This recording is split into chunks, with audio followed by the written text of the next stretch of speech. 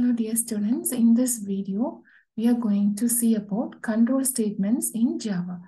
There are three categories of control statement in Java. First, let us see what is control statement. Generally in Java, whenever it is executing, the compiler will execute the code line by line in which order it is available. But using control statement, we can able to control the flow of execution. That is what control statement. We are going to take the control over the flow of execution. So the first one is selection control statement. What is this selection control statement is? Based upon some condition, we are going to execute some certain set of code. So that is selection. Under selection, we have two types. One is if, using if statement, another one is switch statement. Using this two selection statement, we can able to execute a set of code when certain condition is true. The next one is looping control statement or iteration. We can say whenever we want to execute a certain number of statements again and again, in that case, we go for looping control statement. So certain line of code or block of code will be repeated again and again. So for that, we have three types: for loop, while loop, and do while. And the next one is jumping statement. So here again, we can able to send the flow of control to the other part of the code. So here we have two types, break and continue. Let us discuss all these three type of control statement with an example. So first we are going to see about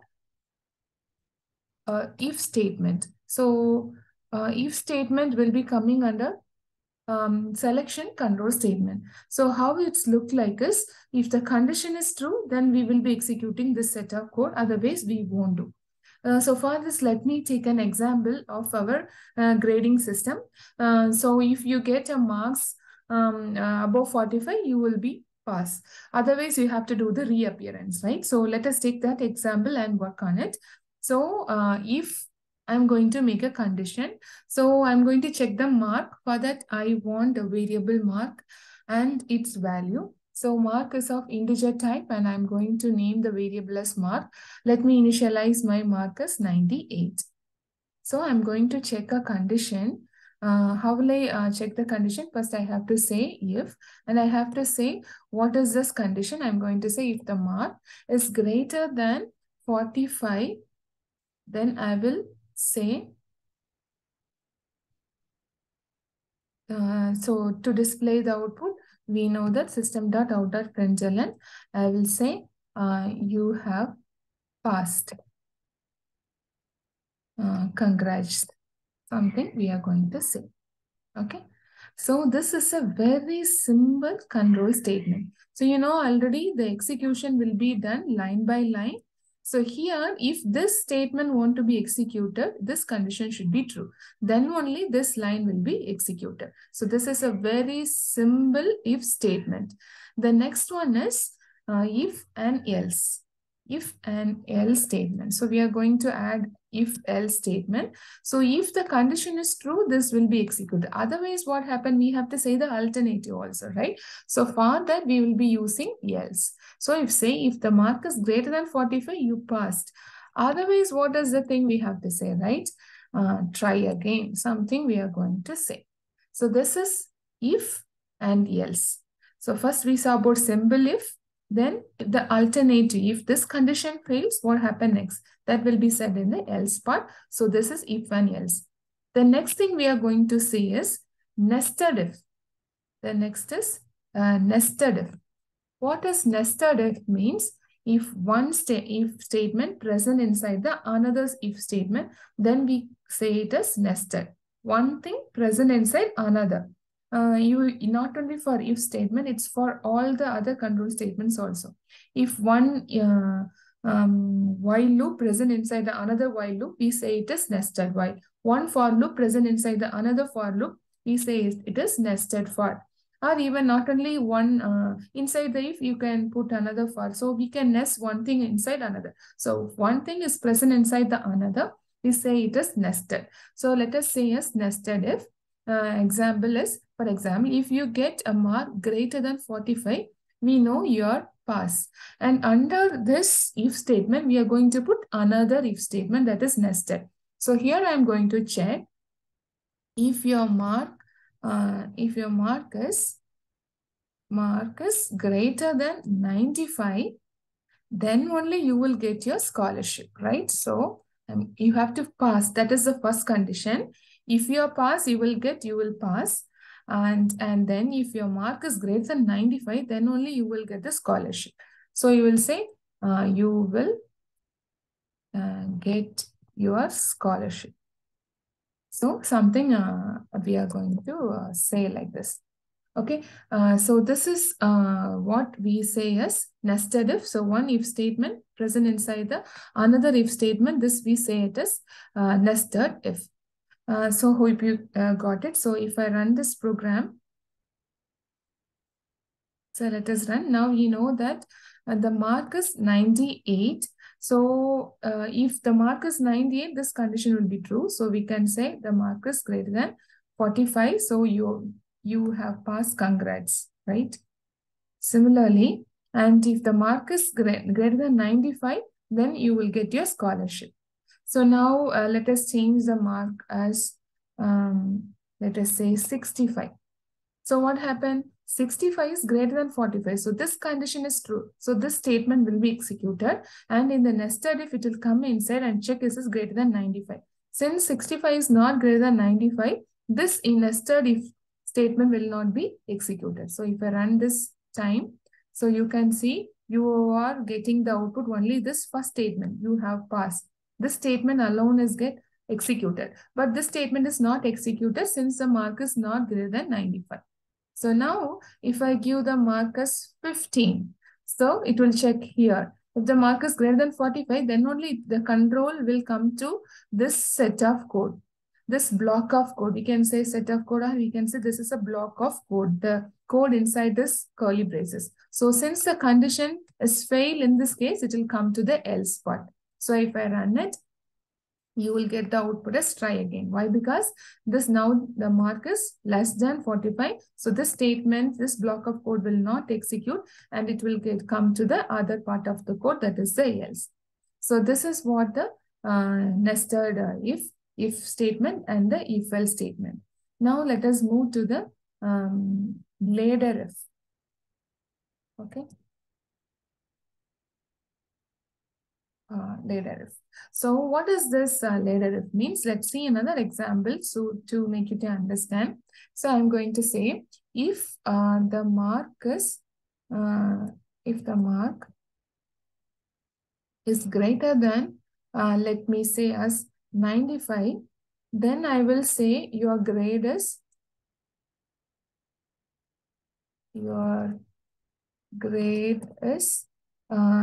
let me say as O grade. Okay. So then else, I'm going to say else if outside this if. Okay. So outside this if, I'm going to say the next condition, else if the mark is greater than 90, let me say, okay, it may vary. Here I'm just considering if the mark is greater than 95, your grade is O grade. Otherwise, you can say your grade is yes grade. Likewise, we can keep on going. So else if the mark is greater than 80, let me say your grade is let's say as A grade. So likewise, you can keep on going. So this is like called as ladder. Now we'll give one more chance here. We'll say else if we'll say if the mark is greater than 70, let me say as B grade, whatever it may be. You can vary depending upon the requirement. So then finally, I'm going to say the last else part. Otherwise, let me say study well, something like that. You can give some suggestion. suggestion. Okay, so this is called ladder if. So if, else if, this condition, if condition is not true, then come to the next condition. So it's like a ladder, right? So this we call this ladder if. This is the first, then else if, finally we end with the last alternative solution. So now the mark is 15. So we know that this condition will not be true, this condition will not be true, this condition will not be true. So finally it comes to this part. So you'll get the output as study well. Right? So for example, if I give the mark as 96, so we know that it is greater than 95, right? So I'll get the grade as O grade. So it will show now your grade is O. So depending upon the condition to which it fits, that part of the code will be executed. Say for example, if I say my mark is 82, so now this will not be true, this will not be true, it will come to this part, 82 is greater than 80, so this statement will be executed. So now you can see, you will get the answer as your grade is A. So any one of this code of block will be executed, either this or this or this or this. So not everything will be executed. In which condition it is true, that part of that block of code alone will be executed. So this is all about if statements. Okay, so the next selection control statement is switch case. So let us discuss the switch case for the similar pattern of application. So let us, for the same thing, let us convert it into switch. So let me type from the beginning. So what is the syntax of the switch? First, the keyword switch. Then what you have to say? The condition. What is the condition? Or here, instead of saying the condition, in the if, we said the condition, right? So here we are going to send some input to it. What is the input I'm going to send this? I'm going to send the mark as the input. Or rather than sending a mark, I'll send the grade this time. So grade will be always a character, right? So I'm going to store the grade in a variable. Let me initialize the grade as O grade or whatever it may be. And I'm going to pass this grade as an input to the switch.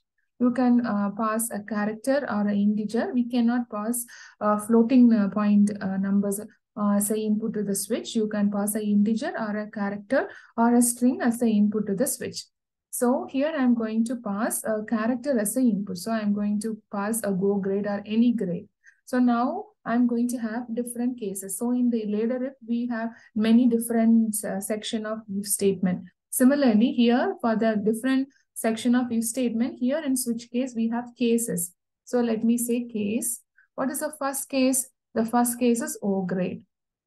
So if it is O grade, if the input I got is O grade, then I will say system.out.println. I will say the marks are between, I can say 95 to 100, something like that.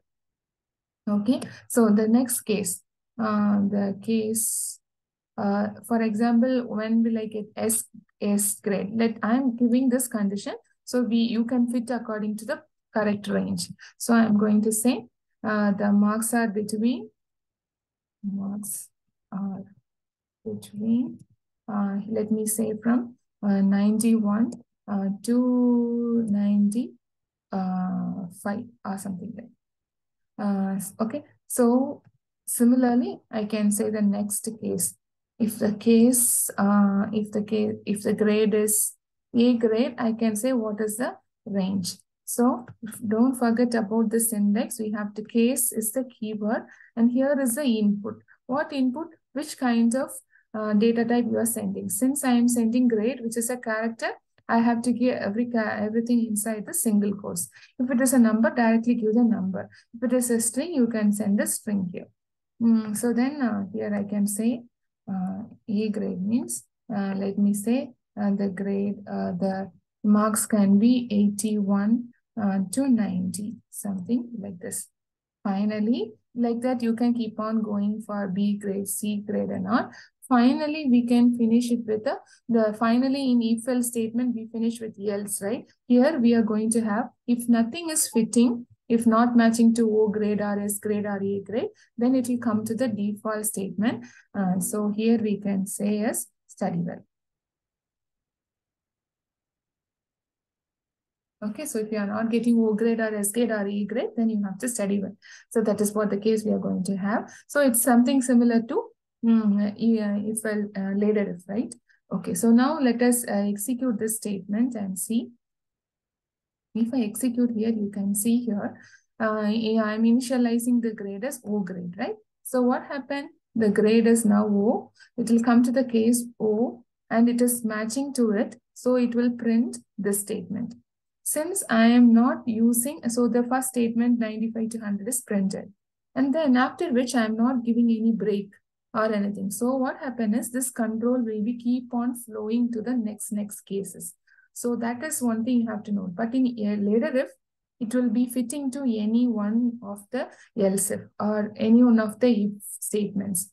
But here in the cases, if you don't put break, it will the control will go to the next case. So here you can see all the other cases is also get printed here. So in order to avoid it, what you have to do is, this is the correct way of writing the switch case. So after every case statement is over, you have to put a break. So the other cases will not be executed. Right? So the default you don't want to put. If nothing is matching to it, it will come to the default and it will stop. So now let me put grade as B grade. You can see no B grade is given. So automatically it will go to the default. So if I run this program, you can see study well because it is not matching to O grade, it is not matching to S grade, and it is not matching to A grade. So automatically it will come to the default case and it is printing here. For example, if I give the grade as yes, so what happened? This grade will be carrying the value S and O is not matching to the it's and S will be matching. So this case will be executed and you will get this statement printed. Followed by we have a break. So it will break and come out of the switch statement.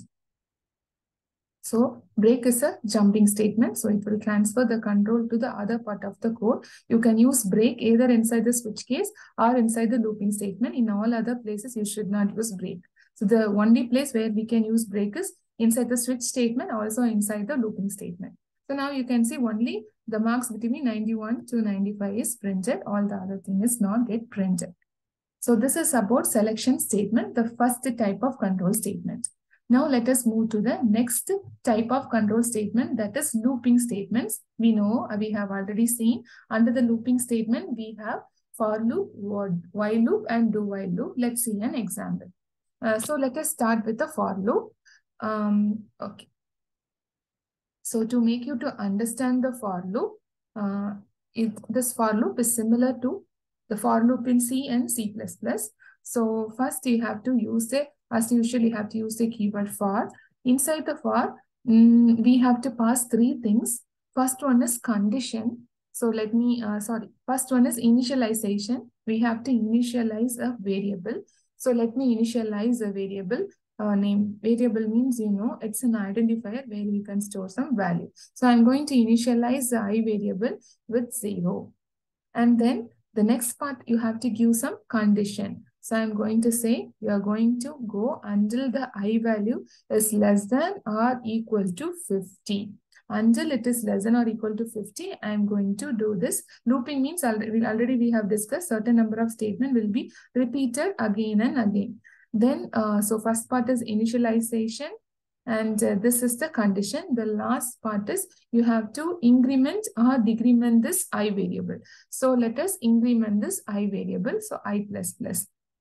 So it's all operator, right? So I plus plus is an increment operator. So every time it will increment the I value by 1. So this is how we have to make a for loop. Initialization, condition.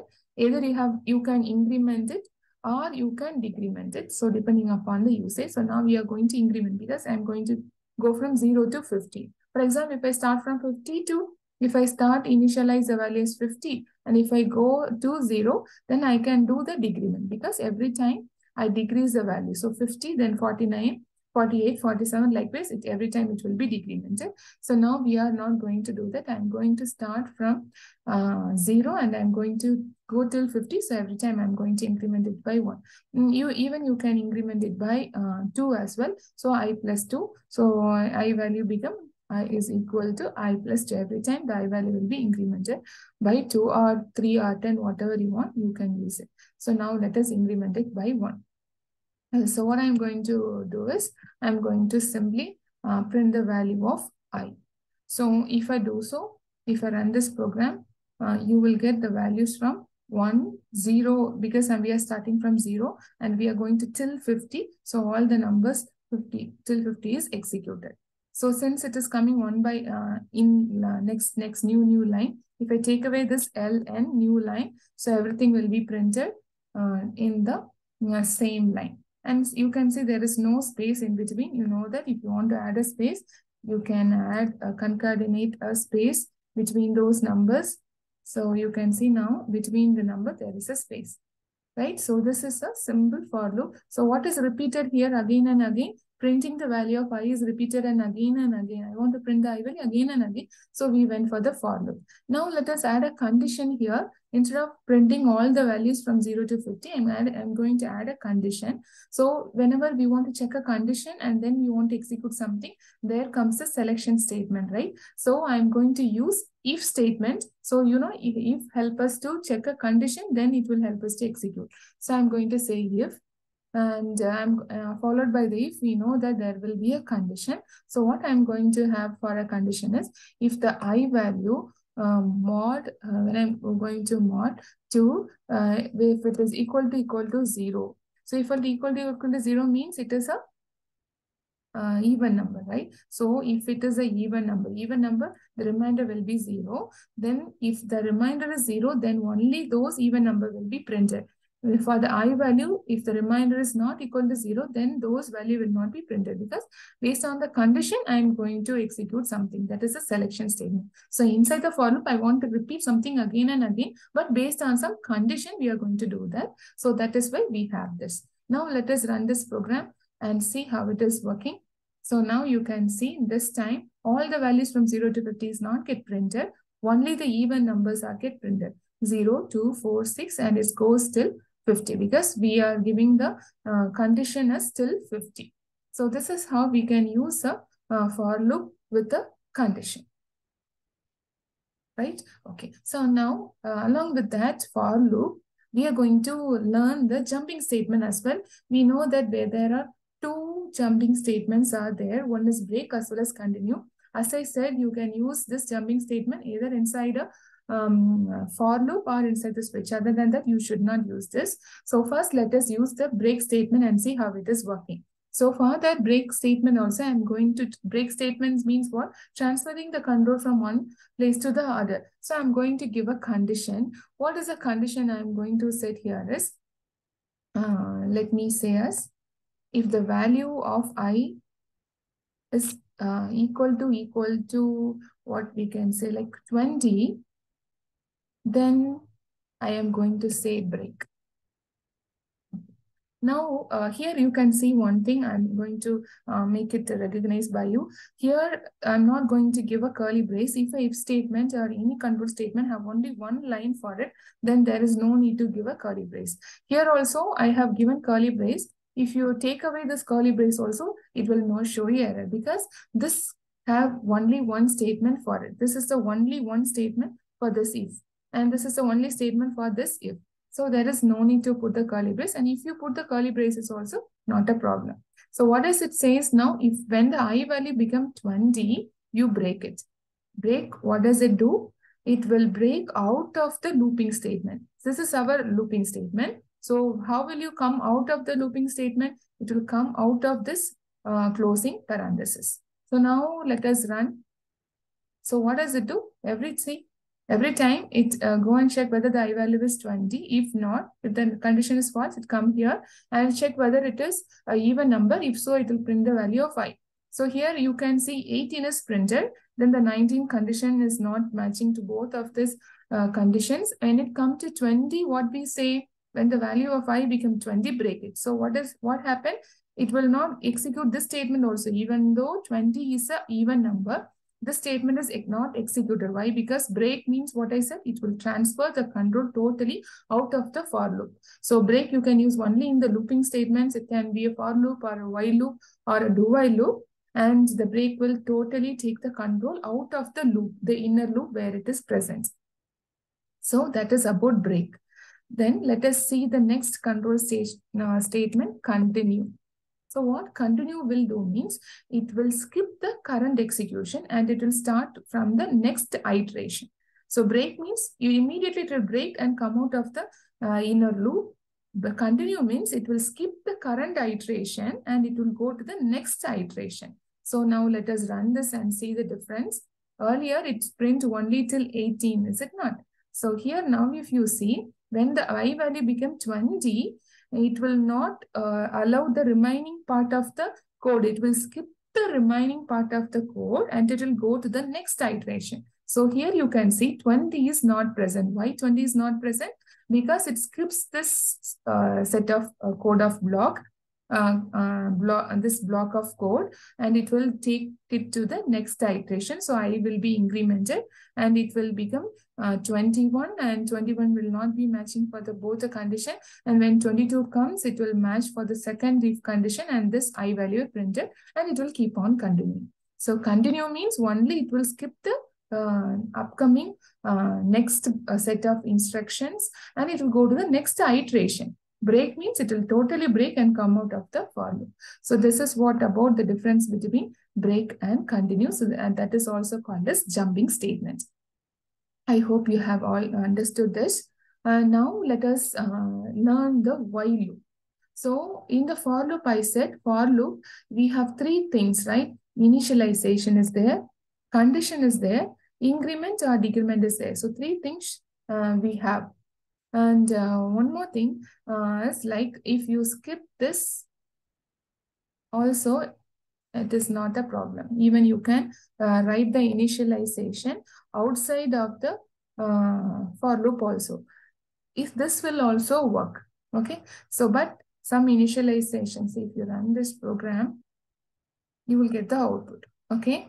Even if I put the increment and decrement here, we will put it inside here. That case also, it will work. I have to put the semicolon. So in this case also, you will get the output. So, but the three parts should be there. The semicolon, you should not miss. The semicolon should be there. And initialization is there, but in some other places. Okay. But here it is, if you skip means also, but don't forget to put this semicolon. It should be there, but you should understand the different way of writing for loop, right? That's why I'm writing. So initialization, I kept it outside. Increment, decrement, I kept it inside the for loop and I put the semicolon, but still it is working. And also you can skip this condition also. Okay. If I skip the condition, then what happened? But three parts are there. Initialization here, condition here, increment, decrement here. And so when I put like this, it become infinite for loop. But there is no error, but it become a infinite for loop. See, you can see no output because it's keep on executing. Once it's cast the I+++, it will keep on going, executing. It become an infinite for loop. So I hope you got it. So you can even write the for loop in many different ways also. So now, as I said, for loop means, but all the three things will be there. If I don't put anything, it become infinite for loop. It means it will never stop infinitely. It will keep on executing this for loop. Okay, now what we are going to do next is we are going to see, we are going to convert the same thing to the while loop. Okay, so in the while loop also, we have all the three things. What are three things? Initialization should be there, condition should be there, increment and decrement should be there. So where we will, in for loop, we'll put everything inside the parenthesis. But in the while loop, initialization should be outside the while loop. And the condition you can write inside this, in the while I less than or equal to 50. Any condition according to your usage you can put. And the increment and decrement you have to put. But these three things are present in the while loop also, but in the different places. So initialization should be outside. You have to initialize there. There should be one controlling variable for this while loop. So as in the for loop, so here initialization is done outside. Condition checking is done along with the while. And the increment or decrement, you can write in the right place. So here I am writing it in this place. And I will get the same output also. So I'm getting the same output using. So when will you choose for loop and when will you choose while loop? If you know how many times your looping is going to be, you are certain about the number of times the loop is executed, then you go for the for loop. And if you're not certain about the number of times your while loop is going to be executed and that your looping is not going to be executed, in that case, you can go for while loop. So you're certain about the number of time execution, go for loop. And if you're not certain about it, go for while loop. But in both the places, you can achieve the same thing. Here again, you can use the break as well. So when the I value become 20, it will break out of the loop. So you can see once it become 18 and it increment go to 19 and 20. When 20 I value become 20, it will break. What happened in the break? Break means it will totally come out of the looping statement. So here our looping statement is this, right? So the outer curly brace of this while loop is here. So it will come out of the while loop and the rest of the code after that will be executed. So break is a jumping statement, help you to jump, transfer your control to the other part of the code, and you can use break only inside a looping statement or inside the switch statement. So the next looping statement is do while. Let us see an example for do while. Okay, so what is the how to write the do while is first you have to write do, and the while you have to write at the last. You have to write here. So do, so what is the difference between while loop and do while? Yes, in the while loop, first we check the condition. If you see here in the previous, first we check the condition. If the condition is true, then only we are allowing the control to come inside the while loop. If the condition is not true, for example, if I say the I value was 100, then it will not come inside the while loop. See, you will not get any output here. So if the condition is true, then only it will allow you to come inside the looping statement of while. But what happened in the what happens in the do while is first time it will not check any condition. Do will directly come inside and execute the code inside this block of inside this block. Then it will check the condition. Okay. So let us see an example for it. So again, always remember why we go for looping is whenever you want to repeat something again and again, that case only we will go. Let us take another example to understand this. So for this, let us recollect using getting input from the user and let us do this. Okay. So if I want to get an input from the user, there are many different ways to do this. One way is using the scanner class. We can go it to use the scanner class. We have to first import the util package, and from the util package, I'm going to use the scanner class. Okay, and then we have to create an object for the scanner. So whenever you want to use any functions inside a class, so you have to create an object for it. So the class to get the input is present inside the scanner. So I'm going to create an object for it, new. So this is the syntax to create an object. And then inside it, I'm going to say that I'm going to get my input from the system's input stream and end the statement with a semicolon. This is ready. Now I'm going to get two input to add two numbers. Okay. So I'm going to say enter two numbers. So then I'm going to get two numbers. So let me get two integer numbers. So number 1. So since I'm going to get an integer number using the object of the scanner dot next int, this function will help me to get the integer number from the user. And then I'm going to get my second number as well, number 1 as well as the number 2. So these two numbers are received. After that, I'm going to create another variable to store my result. So result is equal to, I want to add the number 1 and the number 2. So I got the result, right? Finally, let us display the result. Let me say result is, then I'm going to add the concatenate the result variable. So it will get two numbers, add the result, and it will show you. So immediately it will come inside, execute the statement. I have to say how long this to be repeated. So I am going to get that also from the user. So I'm going to say from the user, do you want to repeat? So let us say, do you want to repeat?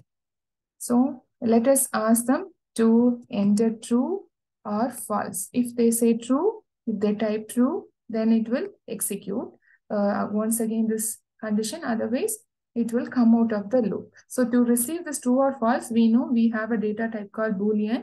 So let me declare this Boolean outside of this, because once it come out of this while loop, the variable declaration inside will not be available outside the loop.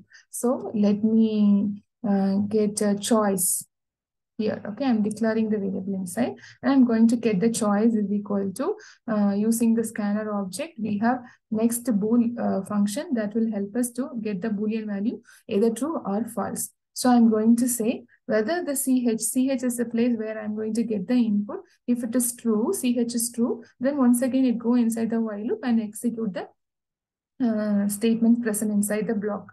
Otherwise, it will come out of the loop. And don't forget to put a semicolon here. If you don't put a semicolon, it is a syntactical error. So you have to end the while loop with a semicolon. So this is very important to remember.